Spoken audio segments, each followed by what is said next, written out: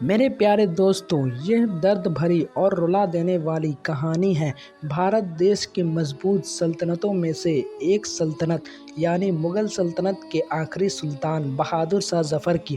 وہی بہادر شاہ ظفر جن کی پیدائش تو ایک عام شہزادے کی طرح ہی ہوئی تھی، لیکن ان کی آخری وقت ان کی زندگی اس طرح سے گزری جس کو دیکھ کر نہ صرف غریب سے غریب انسان رو پڑے بلکہ ایک سخت دل والا انسان کا کلیجہ بھی ڈہل پڑے۔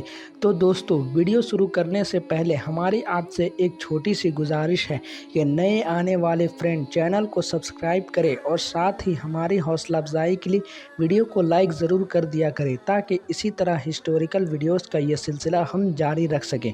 دوستو، بہادر شاہ ظفر کی پیدائش 1775 میں ہوئی۔ یہ وہ مغل سلطان تھے جنہوں نے سن 1837 تک مغل سلطنت کو سنبھالا۔ جس وقت بہادر شاہ ظفر نے سلطنت کو سنبھالا تھا اس وقت مغل سلطنت کا آخری وقت چل رہا تھا اور مغل سلطنت سمٹ کر صرف وہاں تک رہ گئی تھی جہاں آج پرانی دلی موجود ہے، اور یہ سلطنت اب صرف نام کی ہی سلطنت رہ گئی تھی۔ بہادر شاہ ظفر ایک بادشاہ ہونے کے ساتھ ساتھ ایک کامیاب شاعر بھی تھے۔ شاعری کی فیلڈ میں ان کی قابلیت کا اندازہ آپ لوگ صرف اور صرف اس بات سے لگا سکتے ہیں کہ اتنے سال گزر جانے کے بعد بھی آج بھی ان کی شاعری پڑھی جاتی ہے۔ 1857 آتے آتے انگریزوں کی ایسٹ انڈیا کمپنی نے بھارت کے زیادہ تر علاقے پر قبضہ کر لیا تھا، جس کی وجہ سے اب بھارت کے عام لوگوں کے دلوں میں انگریزوں کے خلاف بہت سارا غم و غصہ بھر چکا تھا، کیونکہ بھارت کے لوگ انگریزوں کے ظلم و ستم سے پریشان ہو چکے تھے۔ اس کے علاوہ اس وقت بھارت کی فوج میں بھرتی فوجیوں کو انگریزوں کی طرف سے جو کارتوس دیے جاتے تھے وہ کارتوس گائے اور سور کی چربی سے بنے ہوا کرتے تھے، اور یہ ایسے کارتوس تھے جن کو بندوق میں استعمال کرنے سے پہلے منہ سے چھیلا جاتا تھا، اور انگریز یہ چیز جان بوجھ کر اس لیے کیا کرتے تھے کہ وہ ہندو اور مسلم ان دونوں دھرموں کو پریشان کیا جا سکے، کیونکہ مسلمان میں سور کھانا حرام ہے، وہیں دوسری طرف ہندو میں بھی گائے کو بہت مقدس مانا جاتا ہے۔ دھیرے دھیرے ہندوستان کے بہت سے فوجیوں نے ان کارتوسوں کو استعمال کرنے سے انکار کر دیا، جس کی وجہ سے نہ صرف انگریزوں نے ان کو اپنی فوج سے نکال دیا بلکہ بڑی سے بڑی اور کڑی سے کڑی سزا بھی دی۔ لیکن فوج سے نکالے گئے یہ عام ہندوستانی دھیرے دھیرے پورے دیش میں پھیلنا شروع ہو گئے اور انگریزوں کے خلاف کھڑے ہونے کے لیے عام لوگوں کو بھی موٹیویٹ کر رہے تھے۔ لیکن پھر 29 مارچ 1857 یہ وہ دن تھا جس نے بھارت کے اتہاس کو پوری طرح بدل کر رکھ دیا، کیونکہ میرٹھ میں منگل پانڈے نامی سپاہی نے نہ صرف ان کارتوسوں کو استعمال کرنے سے انکار کیا بلکہ انگریزوں پر حملہ بھی کر دیا۔ بس یہیں سے اس جنگ کی شروعات ہوئی جسے انگریز تو بغاوت کا نام دیتے ہیں، لیکن بھارت میں رہنے والے لوگ اسے جنگ آزادی کی پہلی جنگ کے نام سے جانتے ہیں۔ میرٹھ سے اٹھنے والی یہ آگ اب دھیرے دھیرے پوری بھارت دیش میں پھیلنا شروع ہو گئی تھی۔ اس کے بعد کئی علاقے کی فوج نے انگریزوں کے خلاف تلوار اٹھانا شروع کر دیا تھا، اور اب بھارت کی چھوٹی چھوٹی فوج دلی کی طرف بھی بڑھنا شروع ہو گئی تھی، کیونکہ بھارت کے اس دور میں بہت سارے بڑے بڑے اعلیٰ افسر اور سرداروں نے بہادر شاہ ظفر کو ہی اپنا بادشاہ ماننا شروع کر دیا تھا، اور ان کے لیڈرشپ میں ہی اس جنگ آزادی کو لڑنے کا فیصلہ کیا تھا۔ ہندوستان کی چھوٹی چھوٹی فوجیں جب دلی کی طرف بڑھنا شروع ہوئیں تو دلی کی مغل سلطنت کی فوج بھی حرکت میں آ گئی، اور دیکھتے ہی دیکھتے ایک چھوٹی سی بغاوت سے اٹھنے والی جنگ اب ایک بڑی جنگ میں بدل چکی تھی۔ مگر ظاہر ہے ہندوستان کی یہ فوج زیادہ وقت تک انگریزوں کی اس فوج کا مقابلہ نہیں کر پا رہی تھی جو اس دور کے ایڈوانس ہتھیاروں سے مالا مال تھی۔ آخر کار 4 مہینوں کے بعد انگریزوں کی فوج کشمیری دروازہ کو توڑنے میں کامیاب ہو گئی۔ اس کے بعد انگریزوں نے دلی میں گھس کر نہ صرف بہادر شاہ ظفر کو قید کیا بلکہ قتل عام شروع کر دیا۔ دوستو، انگریزوں نے سب سے پہلے اپنے ہی مقدمے میں بہادر شاہ ظفر پر کیس چلوایا اور پھر انہیں مجرم قرار دے کر ملک سے نکال دینے کا آرڈر جاری کیا اور انہیں قیدی بنا کر برما بھیج دیا گیا۔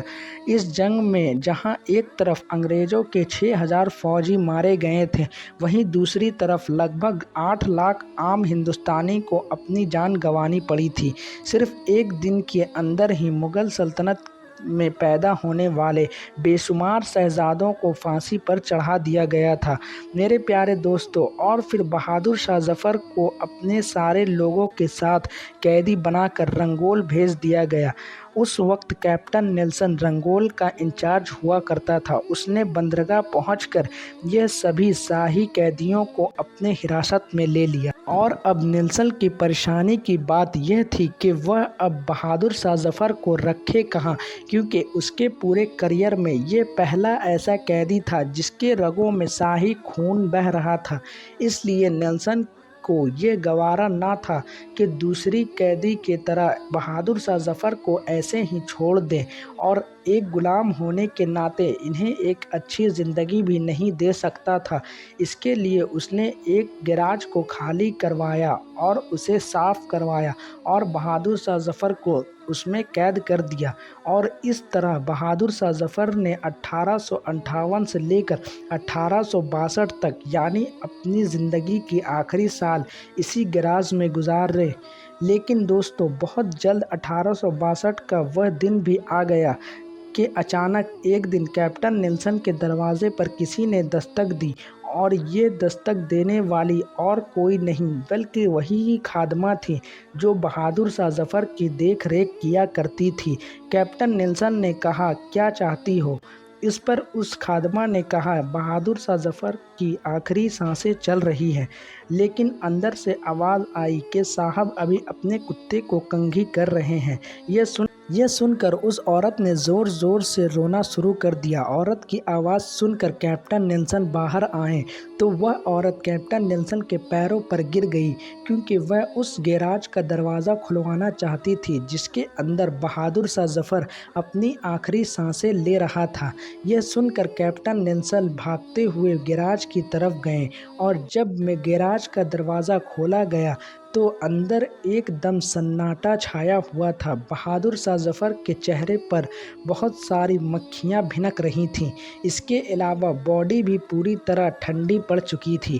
کیپٹن نیلسن کا ماننا تھا کہ اس نے شکلیں تو بہت دیکھی ہیں، مگر کسی بھی شکل پر اتنی زیادہ بے چارگی اور اتنی زیادہ لاچارگی ابھی تک نہیں دیکھا تھا۔ اس کے بعد نیلسن نے اپنے ہاتھ کو بہادر شاہ ظفر کی باڈی پر رکھا تو اسے یہ محسوس ہوا کہ بہادر شاہ ظفر اس دنیا کو رخصت کر چکے ہیں، اور اس نے فوراً ان کے اپنے لوگوں کو بلوانا شروع کیا۔ اور ظاہر ہے اس وقت ان کے اپنے لوگ تھے ہی کتنے، ان کا بیٹا جوان بخش اور اس کا استاد یعنی حافظ محمد دہلوی، دونوں نے انہیں غسل دیا اور ان کو دفنانا چاہا تو بہادر شاہ ظفر کو دفن ہونے کے لیے برما میں 2 گز زمین بھی نہیں مل رہی تھی، جس کی وجہ سے کیپٹن نیلسن نے اب سرکاری زمین پر ہی بہادر شاہ ظفر کے قبر کو بنوانے کا حکم دیا، اور پھر ان کے دونوں لوگ مل کر انہیں دفن کیا۔ دفن کرنے کے بعد حافظ محمد دہلوی نے جب ان کی قبر پر قرآن پڑھنا شروع کیا تو وہ رو پڑے، کیونکہ اس وقت حافظ محمد دہلوی کے دماغ میں یہ خیالات آ رہے تھے کہ یہ وہی انسان ہے جس کی تاج پوشی میں 1857 کو پورا ہندوستان اکٹھا ہوا تھا، مگر آج جب اس کی موت ہوئی ہے تو ہم دونوں کے علاوہ یہاں تیسرا انسان بھی موجود نہیں ہے۔ حافظ صاحب کو روتے دیکھ کر کیپٹن نیلسن بھی غمگین ہو گیا، اور اس نے بہادر شاہ ظفر کی قبر کو آخری سیلیوٹ دیا اور وہاں سے چلا گیا۔ دوستو، بہادر شاہ ظفر جب رنگول میں قید تھے تو اکثر دلی کی یاد میں رویا کرتے تھے، اور یہ وطن کی ہی محبت تھی کہ رنگول میں انہیں یہ شاعری لکھنے پر مجبور کر دیا کہ کتنا ہے بد نصیب ظفر دفن کے لیے، 2 گز زمیں بھی نہ مل سکی کوہ یار میں۔ فی الحال دوستو آج کے لیے بس اتنا ہی۔ السلام علیکم ورحمۃ اللہ وبرکاتہ۔ اللہ حافظ۔